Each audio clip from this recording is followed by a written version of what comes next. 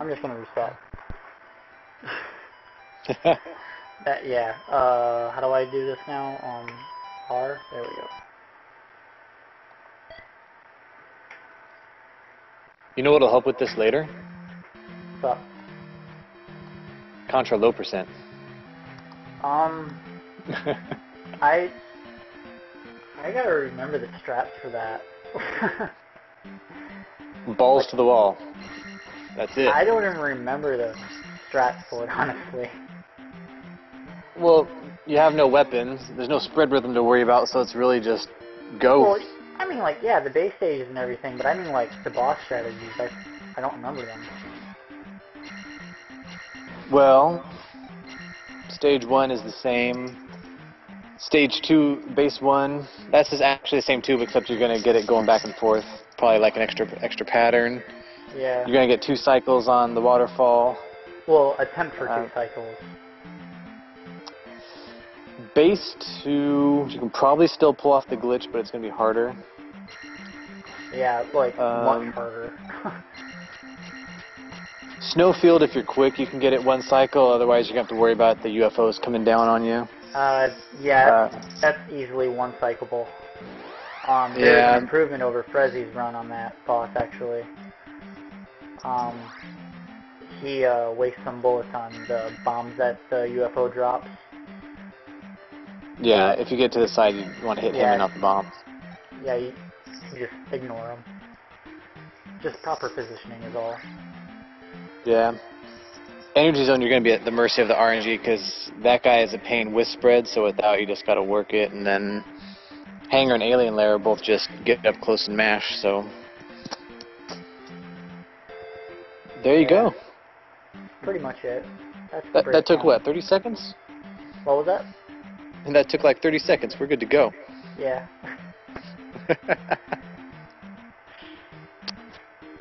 Mr. K is so excited. We're going to crank out that co-op run. Yeah, he's amped up for it, and so am I. I've been wanting to co-op with somebody for the longest time, but it's really hard to, one, find someone who is willing to do the time sink into it, and 2, be in the same location. Yeah, location is key. Where he's at in California, though, it's like a 2-hour drive, which ain't too bad, so I'm planning just got to coordinate like a weekend with him and just get down there for like a Saturday or something. Yeah. And we should be able to crank out at least something at least viewable within, I can't imagine, with, several hours to, a day to work on it, that we can't get something at least, Oh, like, well, the way I explained it to him is I taught Herblat, someone who's never played the game, I taught him an entire run, and I've never done a co-op run of that game. I was able to route and execute a speed run with him in an hour. Exactly. The game is so much easier with the second player. Oh, yeah. Because all of the game's timing that's based on a single player, it's all gone. All those timings are thrown off, so you just... Well, you just have the first person hugging the right side of the screen. Yep. And just wail on the boss as soon as they come on, and that's half the battle right there. Yeah, like, Snowfield bombs, all of them are irrelevant. All the turrets, you can just... My gosh. Hit that thing twice now. All of them, all the turrets you can just mash through if both people are mashing. Like, everything is just... You can just ignore everything that was difficult about Contra is now no longer difficult. Yeah. Because I still play that game on the regular, so it's like, don't even need to warm up. Just my thing was, like, my buddy and I, we still play it, like, every week, just, because we love the game, but he doesn't have the patience to actually speedrun it. Yeah. So. That is something amazing to have. Did you have a goal time for co-op already set? I mean, obviously sub 10, but how far down? I don't know yet. It's kind of one of those things we'll see when we get there.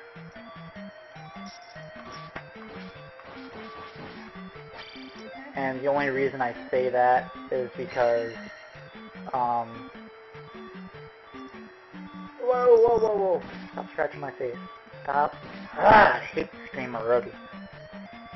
Like, I think I'm trying to, like, itch or something, but I'm not. Something like that happens. Wow. It's not worth it. Let it itch. Well, I did some cleaning, and my hands and face are dusty, so they're itchy. And it's just stacking up against me right now.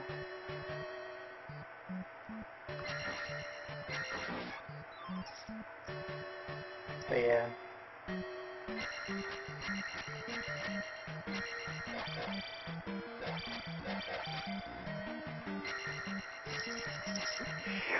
Really?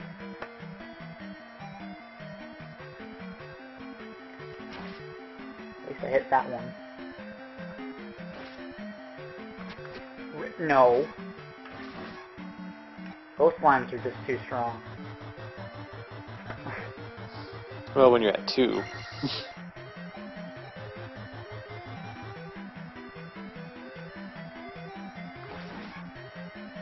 I think Solar Flare said it best, or maybe it was a D-Cook. What makes them so strong is the lack of AI.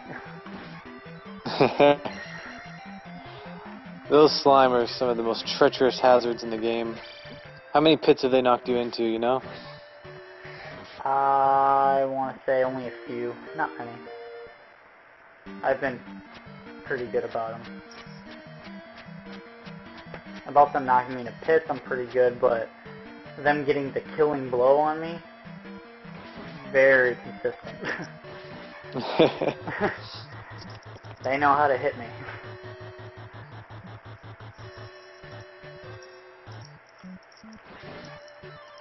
Oh, another piece. Let's take it. It's funny, every time I hear this, the music on this game, I think of the Brental Floss song. It makes me laugh. The Brental Floss song. Don't know that. It's pretty funny. I'll have to send you some info on him. He does parodies of game music, and it's usually pretty funny.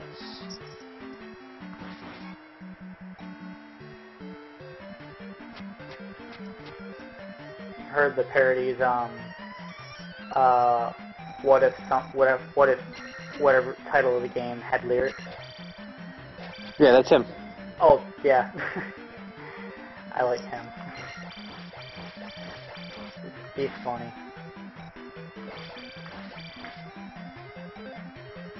And I'm in the air, so yeah.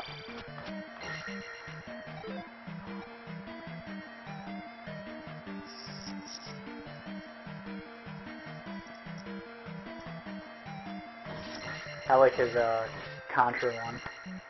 Seriously? Yeah. Twice? Yes. I'm gonna be very upset if I die to this boss. Doesn't matter. The drops don't matter. It's am I gonna get hit?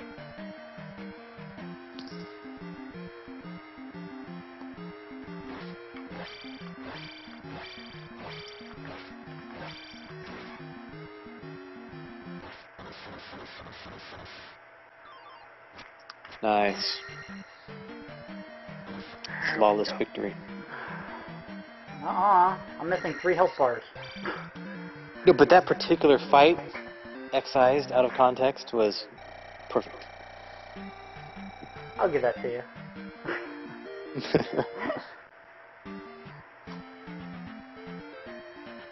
There you go. 4. Oh wait, that button. Split. It's not Contra, so it's not instinct. Oh well, Contra. I couldn't do splits because I had focus. This game Well, you have it all in your is head more anyway. lax, so I'm not accustomed to doing splits. So I'm trying to remember. Your run was spooky. I went back and watched the live run so I could hear like what you guys were saying, like actually during it. And you finished the run and like you called out the time like before you checked it. It was so funny. I can do that. I do that with all of my runs almost. There's a few runs where I was a little bit off, but for the most part, I got about a 95% call rate. Like, I'll finish a run and they're like, what time is that? I'm like, I was probably like a 10:19. I time it out, it's like 10:19.7. Like, I call it almost all the time. But yeah, I was wrong in my call by 1 frame.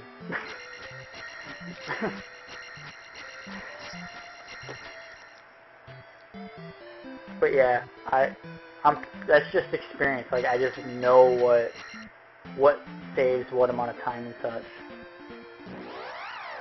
That was bad.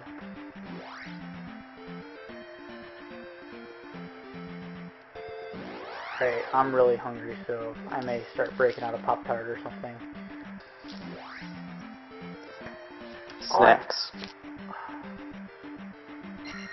Ha! Oh, P-Back. Really? Really? Octorok.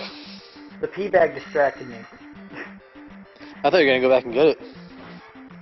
Well, I stopped, so I stopped moving left, so it changed the timing for, I got it. Yay. Break the game. Come on.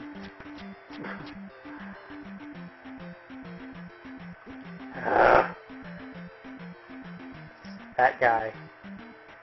If I jump over there and he turns left instead of right, it's going to knock me into the pit. Can't do anything about that. Alright, there we go. Go, go, go! Man. I'm not getting lucky with that. Batman. Alright, there we go. Well, now that I'm already prepped and ready to game over, let's go through the hardest portion of the game. Test your might. You're still in the Mortal Kombat phase, aren't you? Yep. So you didn't get the toasty guy. Why not? If I remember correctly, I don't think I really did a whole lot of uppercuts. I think I might have done one with Scorpion. That was it. Yeah, from the chain that you pulled. Yeah, most of my combos are ground based to save time. But with Scorpion, when you tag him with the spear, I mean, what else are you gonna do? It is so hard to chain that on the Super Nintendo though because of the input recognition and the lag.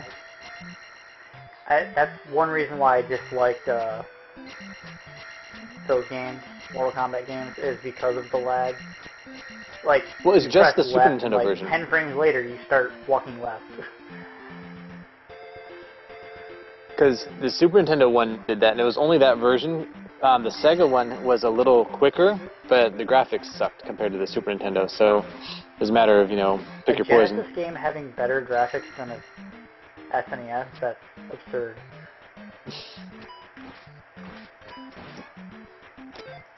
But true. It was funny because one of my good friends growing up, he was a Sega fanboy, and I've always been a Nintendo fanboy, so we'd always argue about it. Nintendo for life. Yeah, but he was a sports game kind of guy, which Sega always had better sports games, and I'm just like, if you want to play sports, go outside and get in the sun. What are you doing playing a video game? Yeah, there's that awesome quote. When I was your age, I didn't have an iPad and laptops. I had one thing to play with. It was called outside. That's true.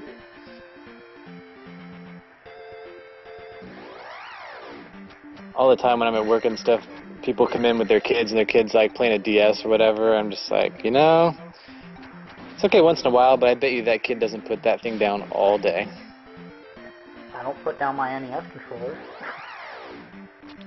Well, but you're a grown man. You can do what you wish. I mean, yeah, you gotta parent sometime. Oh yeah. No, like, well, I already made the decision. My kids will never play video games. It's not a bad rule. Are you putting an age restriction on that, or just period? Well, I shouldn't say never. I won't let them grow up the same way I did. And if they do really, really, really want to play games, their first console will be the NES. Well, you gotta start them off right.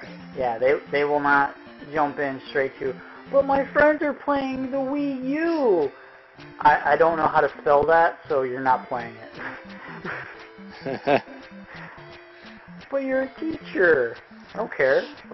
I'm a math teacher, not an English teacher. Well, that's right up there with, do you show the episodes 4 through 6 or 1 through 3 first? You gotta do it right. Yeah, you can't. People doing stuff wrong.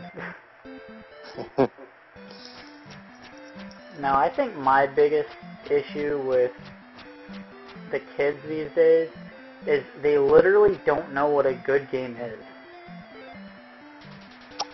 That's true. Well, there's some things on XBLA that is genuine good games. Like Outland, for example, is one of them. I believe is a really good game. It has a few flaws in it, but I think the biggest issue, in my opinion, with that game is the map. It's too revealing. Like, you can see the whole area that you're in without exploring it first. That's really the only thing that bothers me.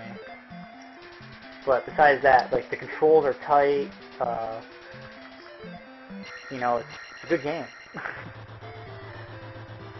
But I'm like, first game they're going to be playing will be Mario and Duck Hunt. Do you still have your zapper? No, yeah. You gotta start with Mario and Duck Hunt. And then it's going to be Mario 2, then Mario 3. Mario 3 has got to be one of the best games ever created. It is a staple. What was that? It's a staple. It is. It's always a Mario game, Mario 3 did that, and then, you have Super Mario World for 16-bit, and then you have Mario 64. Well, I mean, it's always a Mario game. The thing is about Mario Bros. Whoa, shoot. The thing is about them is, it's not that they're a staple, it's that they did the game right.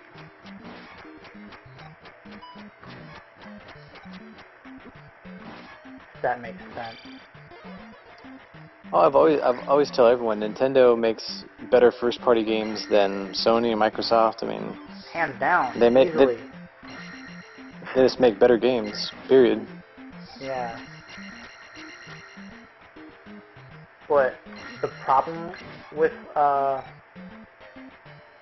Nintendo, especially with the Wii, is, it started with the GameCube and then kind of the trend rolled over with the Wii, was there was no third-party makers. Right. Well, there was very few, I should say. And because of that, they didn't have a great big game library like the PS2 had, for example. And like, holy crap, the PS2 had a game library like the size of the NES library.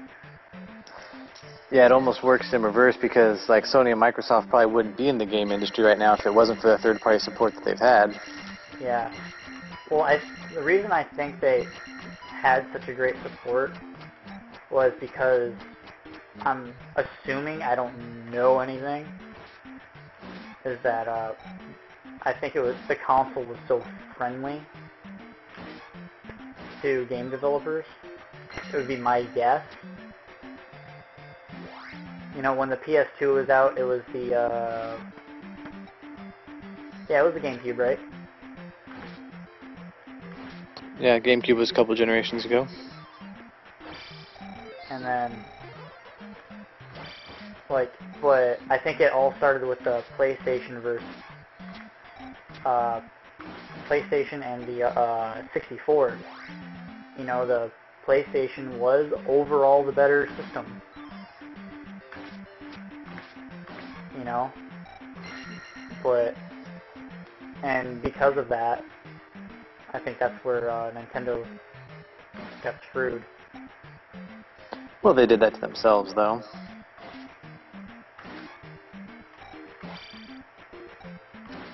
They are fixing that problem, though, with the Wii U. They're going to have, it's looking like they're going to have some pretty solid third-party support now going forward. I don't even play the game, but, man, I've seen some of the hate people are having on Bayonetta 2. Man, it's brutal. Isn't that Wii only game? Or a Wii U only game? Yes, sir. That's what everyone's so pissed about. You're so mad about. Or that's what everyone is mad about. Yeah. Oh, I thought you said you were mad about. What? Oh, no, I've never even played through the first game. Yeah, make it, take it off the other two platforms that made Bayonetta good. Or gave it, whoa. It kind of gave it its name, being on the Xbox and PlayStation. Yeah. So, I don't understand the reasoning to make it Nintendo exclusive, the sequel, for that matter. Well, because if Nintendo wasn't backing it, it wouldn't be getting made in the first place, so... That's the only reason the game makers are making this, because Nintendo's letting them do it. My splits are getting a little bit better, aren't they? Not bad. Quit dying.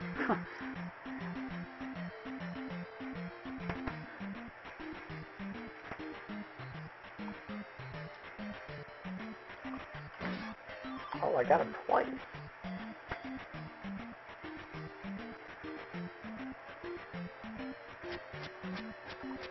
Oh, I had my first classroom observation yesterday for school. I wanna. What did you have? My first classroom observation. I go to a school and observe the class. You know, observe the teacher. You know, how the classroom is set up, the teaching style, how the kids react to the teaching style, etc. You know, like everything that is a teacher. But like I'm going to school to be a high school math teacher, and this has amazed me. One, I had a 5th grade class, is what I was in, but they were doing algebra. In 5th grade, doing algebra. I did algebra in like 8th grade. They're like bumping things up. Like they're smart. Like it was cool, and it was way better than I thought it was going to be for 5th grade because I want the higher grade levels. But it was like I wanted to keep that class. I wanted that to be my class, which was sad, but. Well, it's good to hear because some of the stories you hear kind of make you, leery about today's youth. So it's nice to hear that there's at least something out there where it's okay. Oh, like these kids are awesome. Like I think it was more how the teaching style was being conducted, but that particular classroom was really awesome. It had a lot going for it, in my opinion. Well, you're also out there. If you go out to where I'm going to be at in LA Unified, scary. Yeah. Well, it was a private school, not a public low-income school like where I'll most likely end up teaching for my first 5 years. Which I recently found out I think is absolutely amazing. Whoa, that was an awesome dodge. Or block, I should say. Ooh, I want that. 1 up. if once I graduate, what? No.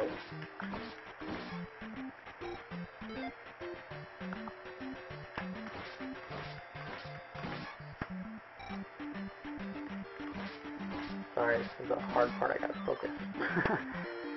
Once I graduate, Oh, that's fine. if I teach at a low income public school for 5 years or 4 years, my entire federal student loan is wiped. I won't have to pay a single penny towards it. It's kind of hard to pass that up. I didn't even know that. Seriously?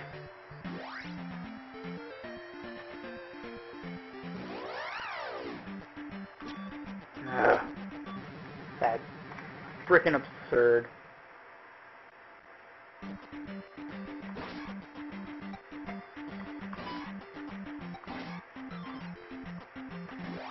But yeah, I didn't even know that. I'm like, sweet. So I'm not even gonna have to pay back any of my loans, which is really awesome. Like every year, like it takes off like a percentage of what you owe. Oops, went the wrong way. So if I Well, were that's to, cool. So, like, if you were to come a little bit short, you'd still at least have some of it forgiven. yeah, like if I only teach at a school, at the low performing school or the low income school for 3 years, well, I don't know what percentage is, then I'm just going to say a fourth, then then 3/4 of my total loan amount is forgiven, and I only have to pay back a fourth of it. I think it's 5 years. I don't remember exactly what it is, but I thought it was awesome. But yeah, anyway, when I was in that class, like, they did skits, like, a week before I came in, and, the class, like, pressured one girl into doing her skit for me.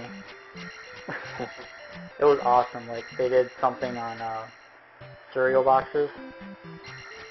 They, like, had to do an advertisement for cereal, and they had to come up with their own name, their own slogan and everything.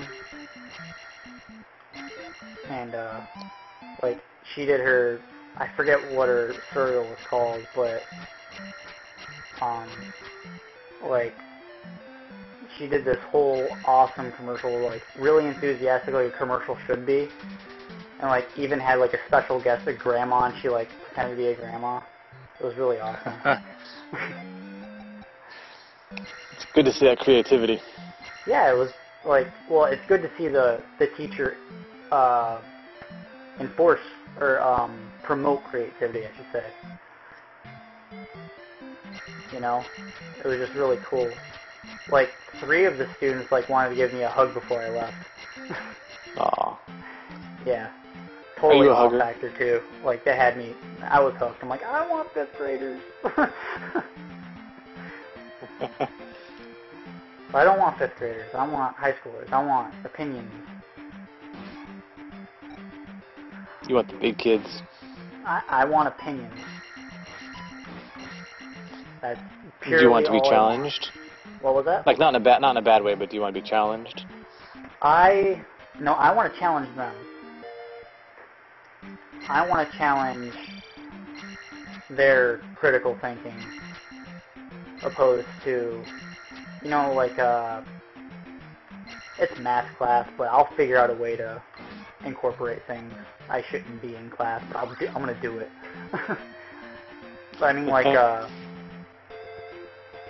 know, like, really challenge them rather than, I don't know how to say it, like, with math it's going to be hard to do, because, you know, it's numbers, you can't really argue numbers, but, Right. like, if I was an English or a social science teacher, it'd be so much easier. You can argue politics and poems and stories all day long. How did you interpret it? Oh, that's all in your perception. How did you perceive it? You know? So,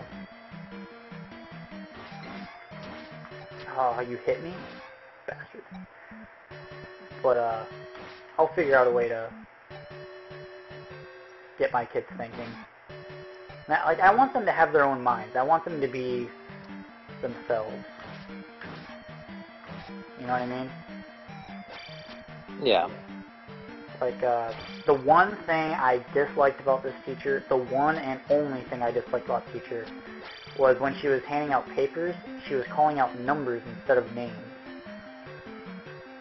And I don't know if there was a system behind it. You know, maybe it was, like, you call out a number and you don't know who's grading your paper or something. I don't know if that was the case or what. You know what I mean? But Interesting. I don't want my students to feel like a number. I want them to feel like an individual. Right.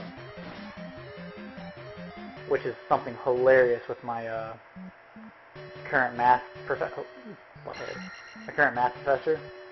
The first day or the second day of class, he was trying to learn everyone's names, and he's really outspoken. Like, he has fun with his job. You can tell he makes math fun. But anyway, That's hard to do. He makes it good. Believe me, no one's sleeping in his class. But anyway, he just because of him how he is, like, he was calling out names and to get the class involved in the lecture, like, to, you know, like, alright, it's your, you just call out a random name, and it's like, alright, you do, whoops, nah, I'm gonna get destroyed in this. Call out a random name, you know, and someone would respond.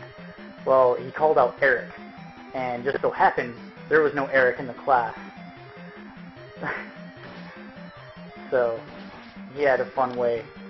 He's like, Eric, oh come on, there's got to be an Eric in this class.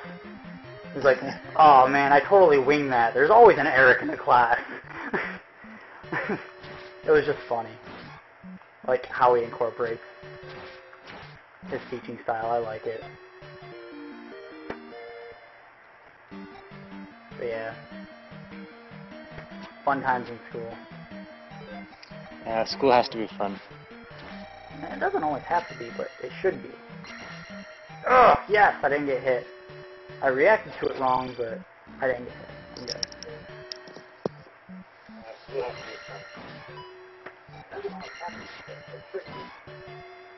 Ugh, yes, I didn't get hit. I reacted to it wrong, but I didn't get hit. I think I should be able to get up to 4. Or was it 2, 3? I forget.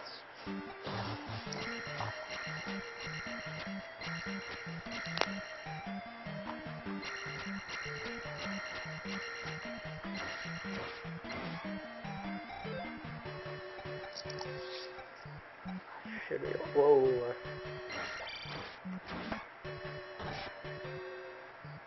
I got a glove, yes I did.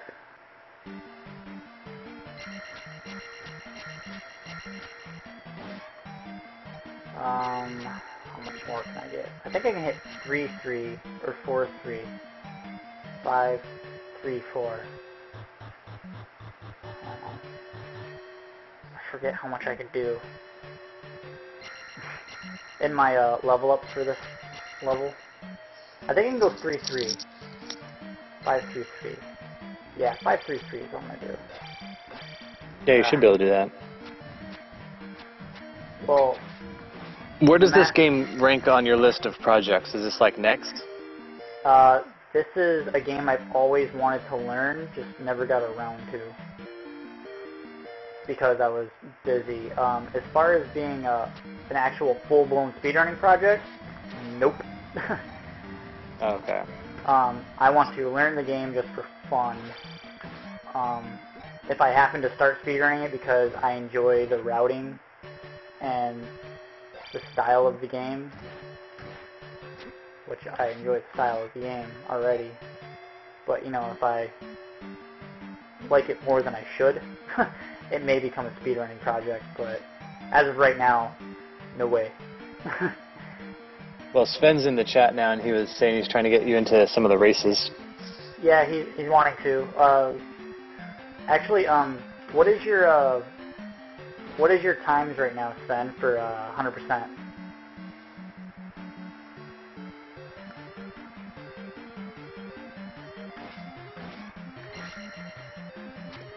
Well, he says he's only finished the game once. Oh. What route did he use? Thank you for reading chat for me, because it makes the communicating with the chat easier.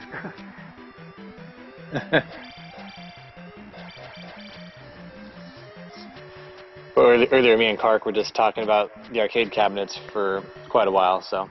Yeah. He did 100% extreme rules, no fairy doors. What was his time?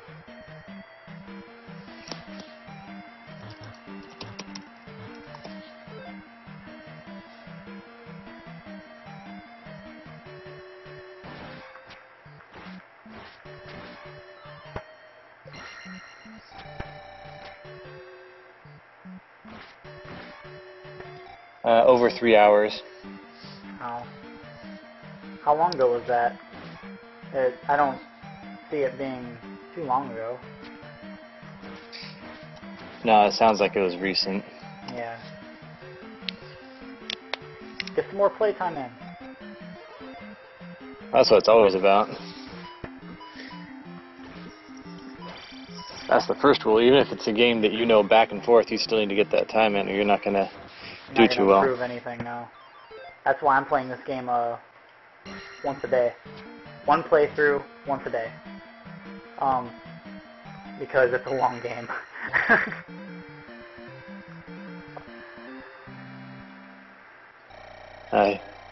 He's been doing runs with his friend who is a world champ.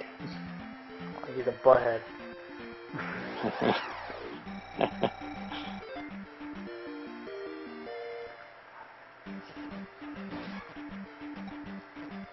So you just got to know people. That's, like we were talking about earlier. Other than now finding out about Mr. K, to my knowledge, there's really been no one around me who's a fellow speedrunner or even really knows what speedruns are. Because I know even Tiki is somewhere down in Southern California, but I have no idea where. I thought he was in mid.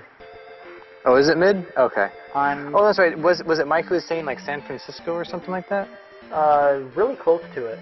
He's mid.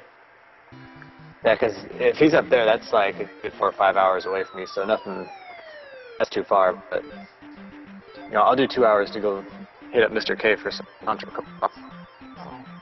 Well, did you hear what Mr. K said about, my, SDA, or, AGDQ attendance? No, what? I'm kind of up in the air right now if I can go or not. Because, the way my school functions, oops.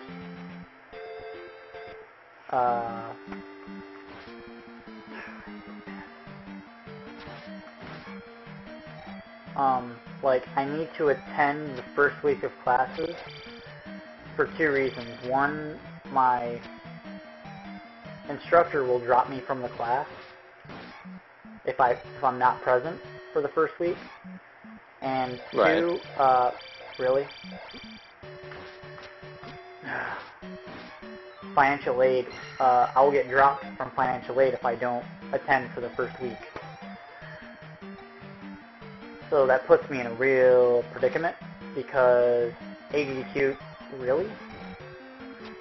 Oh, come on. It takes place in the first week of class for me. So if I attend, I will miss the first week of class. So my attendance is up in the air because I have to sign up for classes and then convince my instructors and financial aid to allow me to miss the first week of class without dropping me.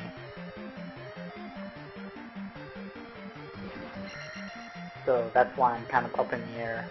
But he said that if I don't, oh my gosh, these things seem evil. If I am unable to attend AGDQ, he's gonna fly to Florida and visit me so we can do the co-op run.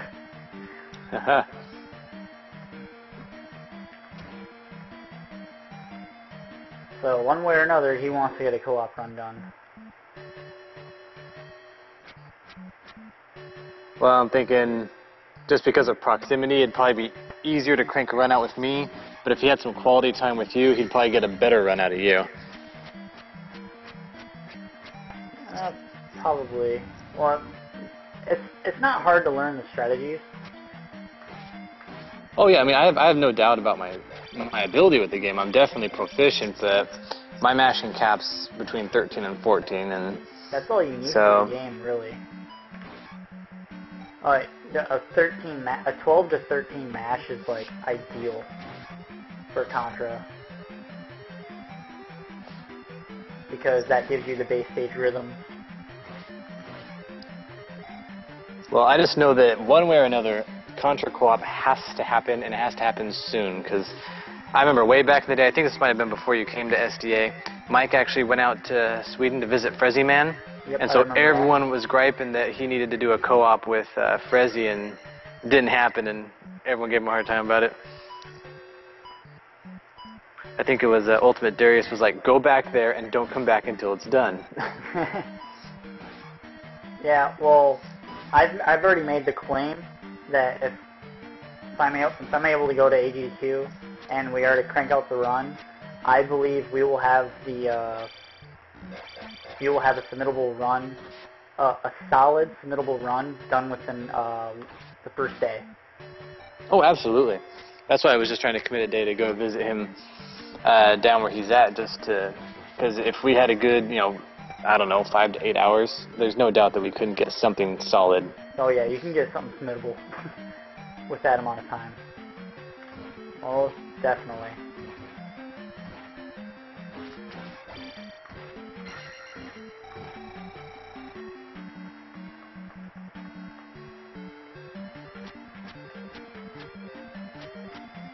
I forgot what I'm fighting here. Dark Nuts? I didn't hit the split for the last one either, did I? Which palace are you in? Third one. No, you didn't split. Doesn't look well. No, I didn't. Oh well, I hit it now.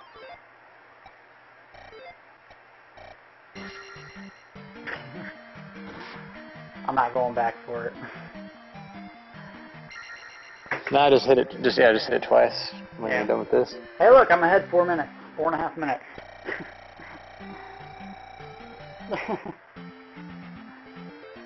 Never mind, I'm not.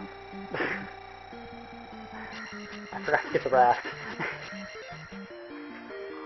I was going to say, that's why I was wondering if you hit the split. I was like, I mean, you might be doing good, but I mean, 4.5 minutes is a pretty good improvement. What's wrong with this picture? Yeah, I'm like, whoa, what did I do here?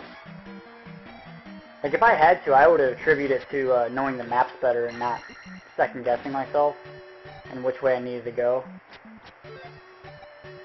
If I had to. Until you go sailing and fall in?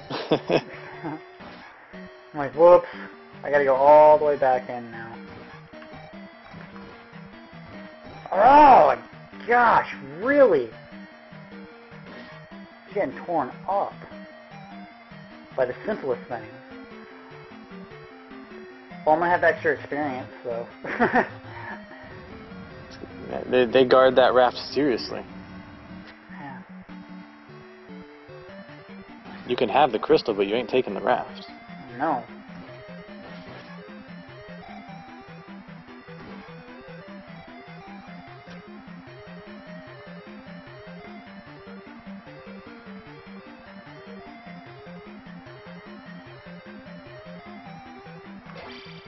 I can't help but watch this game and then also think of Rambo.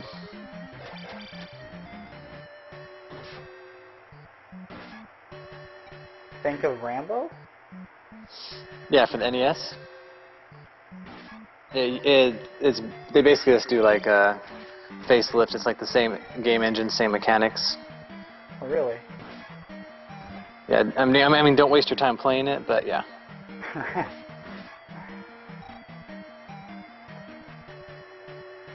That would be a PJ Exchange game.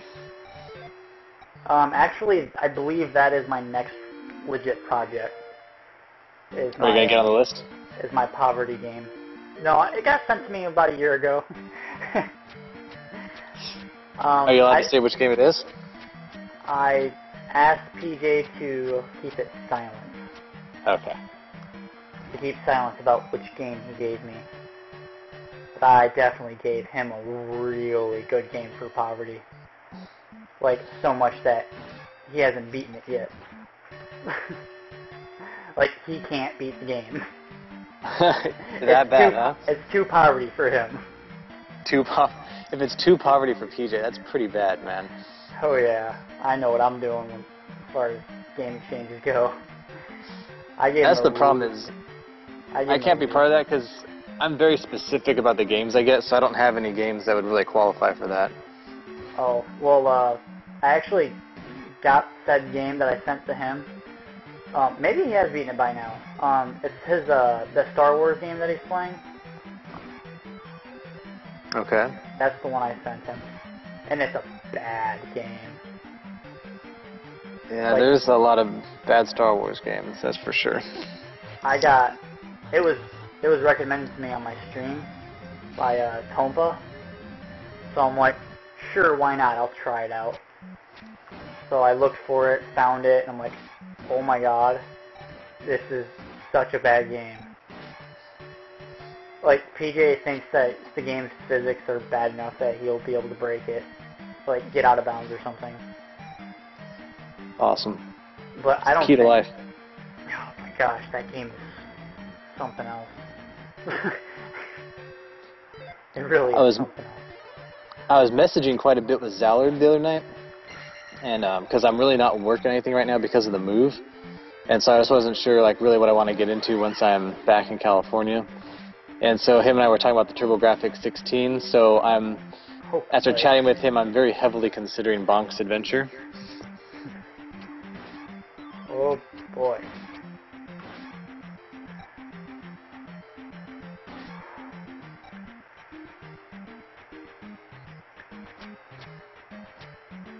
Someone had submitted a run for it a little while back, but I was one of the verifiers. It was just too sloppy though, and there were multiple deaths.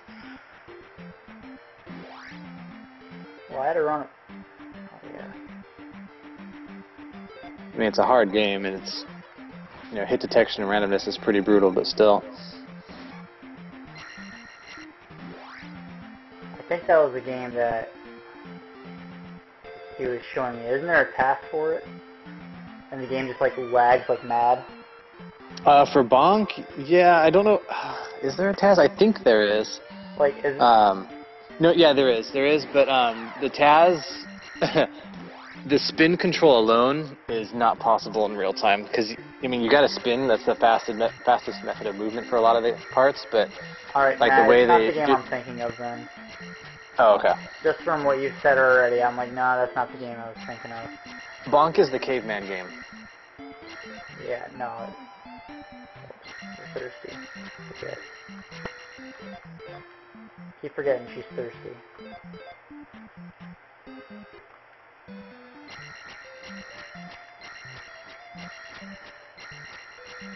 Well, I would have been, I want to say about 2 minutes ahead if I didn't screw up.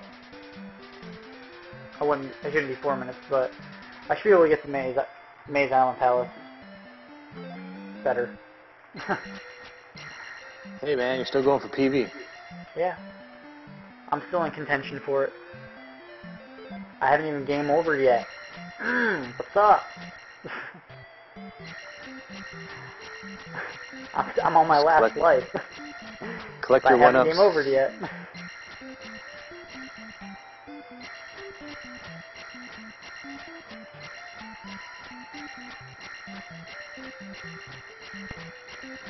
There's like nothing to this town. This town sucks. They all suck. I mean, they're not as bad as Simon's Quest, but they still suck. Well, at least Simon's Quest, there's enemies. If you go in at night. So? Horrible night for a curse.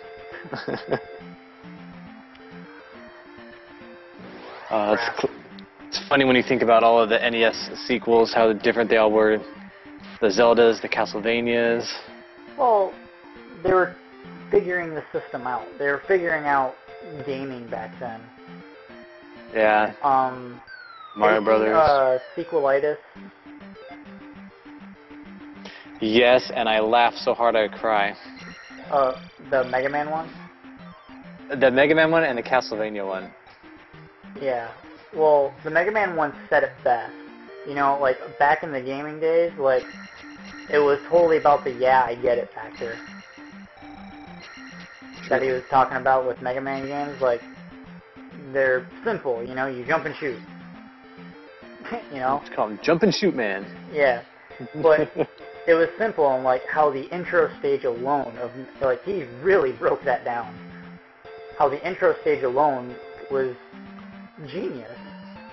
Yeah, and it's basically subliminal because you never really think about it that way until you listen to him break it down. Yeah, but it really was genius.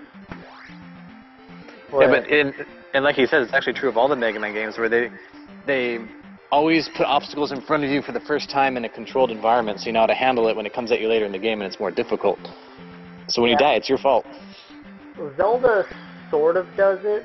Zelda 2, they do it in a few instances, but overall, I agree with AVGN that they dropped the ball in this game as far as difficulty ramp. Throwing Death Mountain at the very beginning of the game. Yeah. Yeah, they dropped the ball on the ramp of difficulty. Alright, what town am I in? Well, speaking of that, if you're a fan, I don't know when, but soon there's supposed to be another Sequelitis episode, and it's going to be based on the Legend of Zelda series, so that should be hot. Oh yeah, it's definitely gonna be about this one. For sure about this one.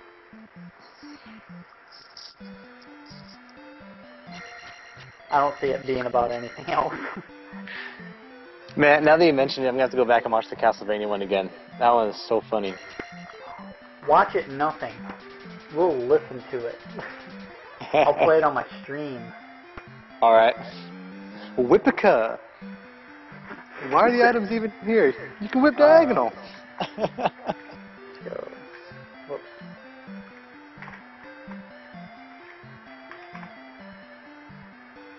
YouTube, SE2.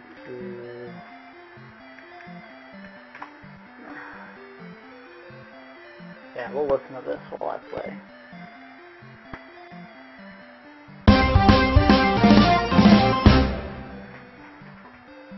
Castlevania 1 was so fucking cool. It was fresh and exciting, and it felt great. Whipping dudes, yeah, I'll get out of here! The best part, though, was that it clearly had a lot of thought put into it.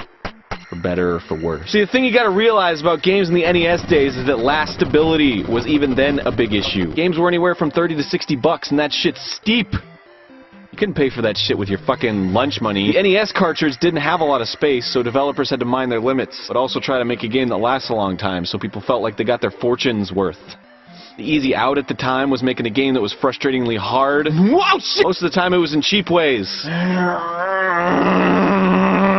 Castlevania took it a step further in the right direction. Somehow, at the beginning of the video game era, these guys knew what game design really was. They employed a lot of misdirection in order to create a difficulty level that was out of this world. The idea was that most kids just kind of plow through a game. If you did that in Castlevania, though, you got your balls rocked. Oh god! They planned everything around the path you would take if you just ran right through. Castlevania's level and enemy placement required you to stop and think for a second. To be careful and mind your surroundings. It made you take in the level design and quickly find an effective way to beat it.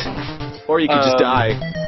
And despite being this great vampire hunter, your whip had like this delay on it. This was intentional. Jumping didn't have a delay, but your whip took a second to fire up. This added this huge level of depth to strategizing your attack, and it made plowing through enemies that much more of a non-option. In a way, it was kind of like a metaphor for being in an actual scary situation. You wouldn't just rush in like nothing mattered, throwing... Are you doing the Mega Man or the Castlevania? Castlevania. Castlevania 4 or Castlevania 1 and 2? 1 and 2. Okay. Your fucking life away, you would stop nervously and assess the situation before slowly and carefully approaching danger. It was fucking great! And it felt smart and complex, and it was an instant classic. Yeah! And then they made a second one. So I know the Angry Video Game Nerd made a video about Castlevania 2 Simon's Quest, and I love him and that video, but I don't give a fuck! So here's what they did right in Castlevania 2. Number 1! Game feel! So, Castlevania 1 and 2 employed the same basic elements. Attack with your whip and kill enemies, yada yada, bing bong boom! But Castlevania 2 had better game feel in general. It just felt better. The whip sound effect was way cooler. And the death sounds were better. There were more enemies that took more than one hit, and they made wailing on enemies feel so much better. They added more of a freeze to when you hit the enemy that took multiple hits. Also, the little explodey flame was nicer, and it was a much better indicator of death, because it was brighter and it just looked like it popped out. It was clear you killed an enemy, or at least that you were hitting an enemy, and that felt good. It felt good. It felt good! It felt really good when I beat this shit number 2! Day and night! Are you being serious? Yes, I'm serious. Come on, you're kidding. I'm serious! Look, okay, I know you've all seen the AVGN review, and he complained so much about that shit. Yeah, okay, maybe the little prompt was kind of tedious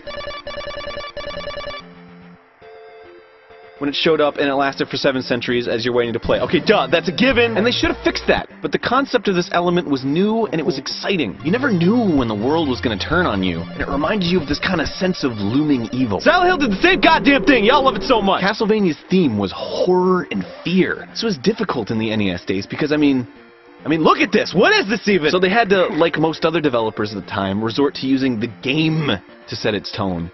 Can you believe it? How do you make a game that looks like this? Or this! Has arrived. Scary. For Simon's Quest, it involved making the player feel helpless somehow, afraid of something bigger that he can't explain or control standing in his way. This shit was scary, or at least unnerving. And it was especially scary when you were low on health in the middle of a long stretch and you're like, please don't let there be a curse, please don't let there be a curse, please don't let there be a curse. I mean, that prompt alone just scared the shit out of me the first time I saw it even. I was just like, what is happening? Castlevania 1 didn't have that shit, it just had goofy skeletons throwing bones. When are you gonna run out and fall apart? But okay, I just like to give credit where credit is due, alright? Simon's Quest Speaking of Castlevania, those Zelda 2 here with those floating eyeballs that drop the flames, they remind me of the... Okay, here's what they did wrong. Number 3! Towns! And the RPG! The towns were dumb and boring and had nothing to do with hitting things with your whip. Okay, so this game added RPG elements where you had to buy upgrades from a store. Hearts that you collected from enemies, instead of being your ammo for your alt weapon, which was the bomb, by the way, instead are money to buy upgrades and other necessary objects for completing the game. So instantly this becomes farming, and instantly this becomes pointless and dumb. These kinds of things were meant to elongate a game. They're made to manipulate you into thinking you're achieving something more than you're actually achieving. What? Huh? What? What? An element in a game wasn't made solely for me to have fun? Oh no. No. Let me ask you something. What is the difference between A, killing a bunch of zombies to get hearts out of them, collecting the hearts, and then going back to town to get an item to go to another part of the game, and B, playing a game where you kill zombies that are obstructing your forward path to another part of the game? Answer 4 hours! See, this is the difference between Castlevania 1 and Castlevania 2, and this is pretty wholly the difference. It becomes the source of all the game's shortcomings. Simon's Quest is very manipulative. There's a lot of fucking running around. Castlevania doesn't waste your fucking time, and it gives you a goal to look forward to. A really tough boss battle that's exciting and interesting, and a ridiculous difficulty. Holy fuck, it's hard! Fuck this shit, it's hard! Fuck, look at this boss face everywhere! What do I do? Number 4! Health and continues! Castlevania was just straight up hard, but Simon's Quest dumbed down the difficulty substantially. And part of that was another thing that changed. No chicken, just churches. See, these are the kind of analogies I love about video games. Castlevania 1 is to chicken, as Castlevania 2 is to churches. What the fuck are you talking about? Mysterious hidden roasted dungeon wall chicken in Castlevania 1 healed you, but in Castlevania 2, churches and towns heal you. So in Castlevania 1, if you needed help, you were... See if he wants to get on when you're doing Contra. Fuck! Unless you got lucky, or you knew exactly where all the chicken was hidden, and you were at a spot where there was, you know, indeed, chicken in the walls. In Castlevania 2, if you were man enough to make a pilgrimage to your local town, you could hit up the church and get all your health back. But if you died, you just kind of respawn where you died. Dexterous. Okay. Well, whatever.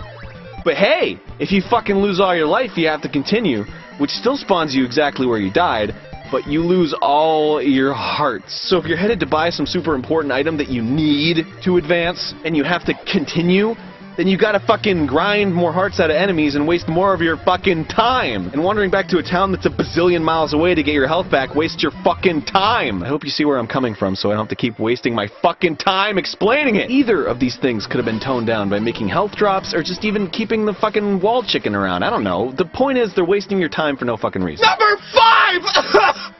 The palette! Okay, I don't know about you, but the first thing that struck me about Simon's Quest when I first started it up was how boring Simon looked. Makes me wanna fall asleep.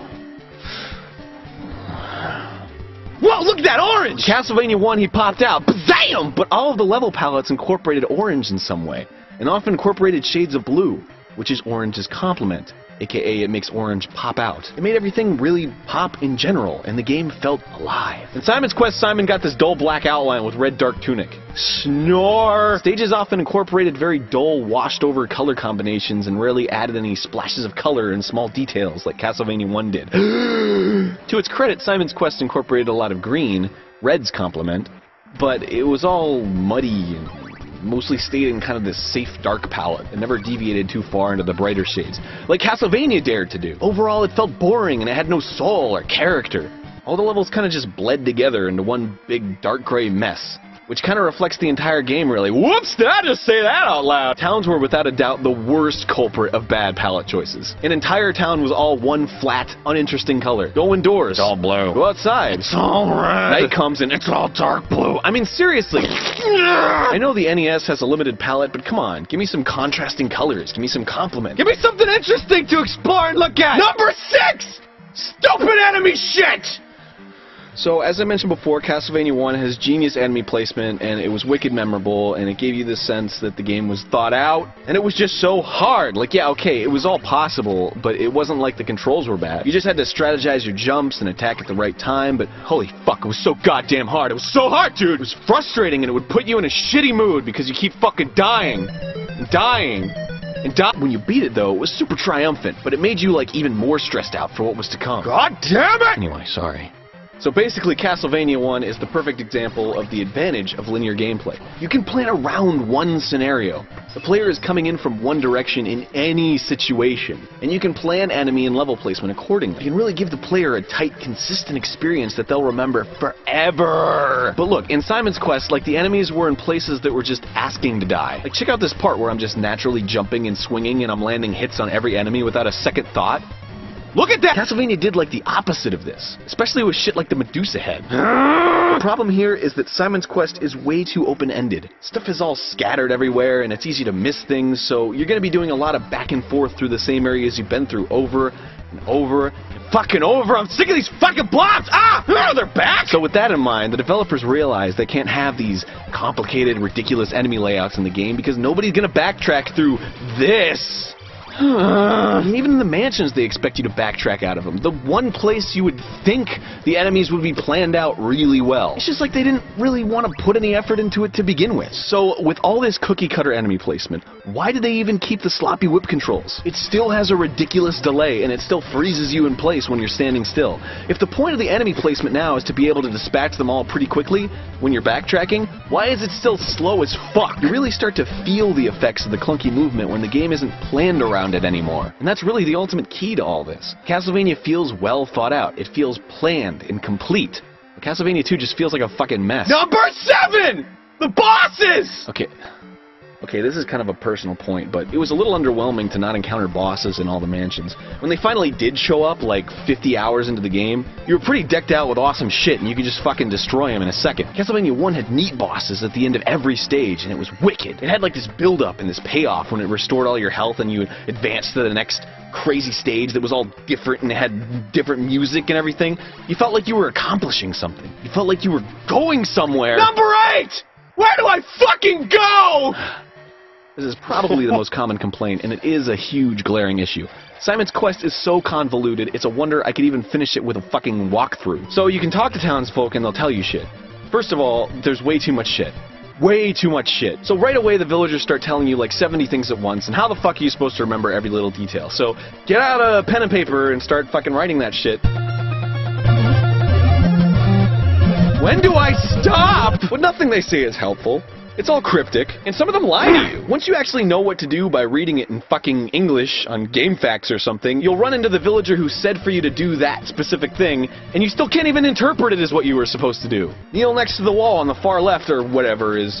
Hit your head on the top of the... What the fuck? How to fix it? Okay, see now, what I think is kind of nice is this dude named the Almighty Guru did a ROM hack of Simon's Quest called Simon's Quest Redacted. And they did a couple things way right. Number one, the text crawling is wicked fast. Number two, all the dialogue is rewritten in fucking English, so people say things that actually clue you in on what to do. Number three, the night and day transition is lightning fast. It was a really nice gesture, and it truly shows how creative some gamers can be. But when it comes down to it, the minor tweaks can't fix an ultimately broken game. See, everybody nags about all the little things that annoy them about this game, but if the game itself is bad, fixing those things won't really do much in the long run. Knowing where to get the items is great, whatever, but getting there is boring. Jumps are frustrating, enemies are lifeless and forgettable. Running around back and forth is tiring, grinding for hearts is a fucking chore, it's a fucking mess! The point is, Konami tried something different with Castlevania 2 in order to make it last longer than Castlevania 1. That's the bottom line. They probably heard that people thought Castlevania 1 was too difficult, so they toned it down to give the player avatar strength, leveling up the player's avatar while still maintaining the basic level of difficulty throughout. It wasn't hard in the traditional sense, it was only imaginary hard, because enemies took more hits if you didn't have the best whip, and dispatching more resilient enemies wasn't really a challenge, it just took longer. What was truly hard was avoiding Medusas and axes and still being in the range of the night guy to lay some hits on him, and fuck! See, he took a lot of hits, but you weren't just standing there wailing on him, you were surviving this onslaught of constant shit, and every extra hit he took had serious implications and consequences for you as a player. Yes! Oh man, another one! The epilogue! Castlevania 2's cheap lastability is easily identifiable because it falls flat in so many areas, aka it sucks! But the more recent Castlevanias have been using the exact same tactics that I've been complaining about. There's a lot of running around, you level up your strength, you have to get items in order to advance forwards, but these games get unreal praise.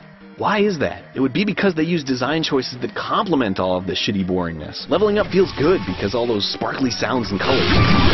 It feels good to hit enemies. The hit sparks and sound effects are all really exciting. Moving around is fast, and jumping on stuff is fun. You get a lot of power-ups that change how the game is played a little bit at a time. You get a lot of small rewards frequently. It's just very fast-paced. It feels very conducive to mindlessly running around because you aren't constantly hindered by this choppy platforming and slow gripping. But are you getting anything out of it any more than you are when playing Simon's Quest with like a walkthrough? Do you feel like you're legitimately beating a hard boss or enemy by grinding for a while and getting the best sword and then wailing on him until he falls? Are you getting any sense of genuine satisfaction from having to run back and forth through places you've already been in order to get something that allows you to advance forward more easily? Or do you still feel the most satisfied when you use your wicked cunning to get around these super perilous obstacles? I mean, it's kind of like comparing a snack food to high-class dessert. You can just chomp away mindlessly at snacks because that's how they're made. They're addictive by nature. They just make you reach for more even if you don't really want more. But a high-class dessert takes some slowing down. It demands that you take a moment to really enjoy how complex and satisfying it is. In the end, you'll always think more highly of the high-class dessert because it gave you a feeling of true satisfaction. It's not designed to go on forever. It was designed to finish off a meal. Maybe it was so good you wanted more. But what you had was delicious, and you're glad you had it. Or you could just be a fucking pig and eat it all.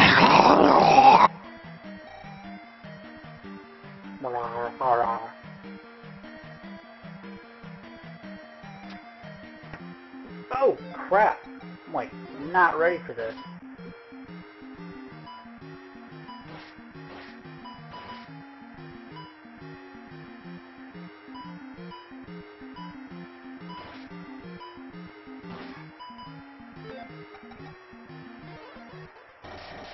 Not like that mattered.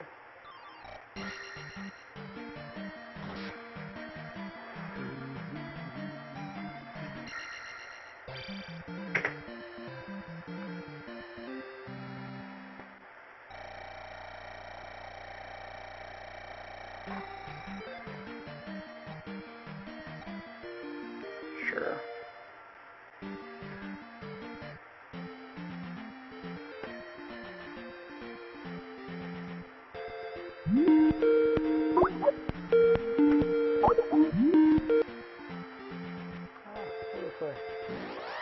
Welcome back.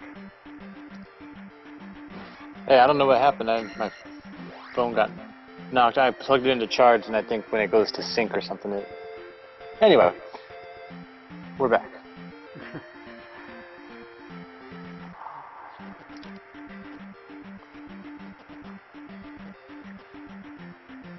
You can't walk on water. That defies all laws of physics. Come on now. This is a video game. Shut up. Can't tell me Link is the reborn Jesus. Video game logic.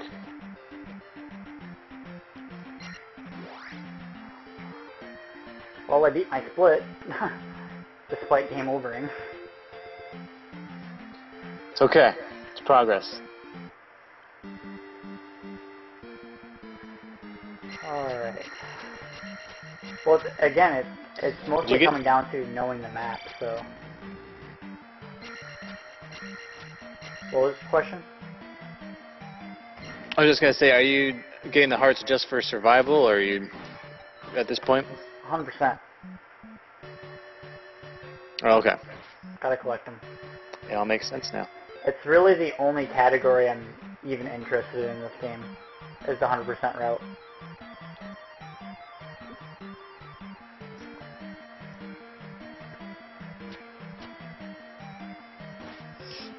You know you're going to end up speedrunning this, right? Probably. Yup. There's It's too late to go back now. There's probably about a good 120% chance I will. Yeah, I was going to say, you're already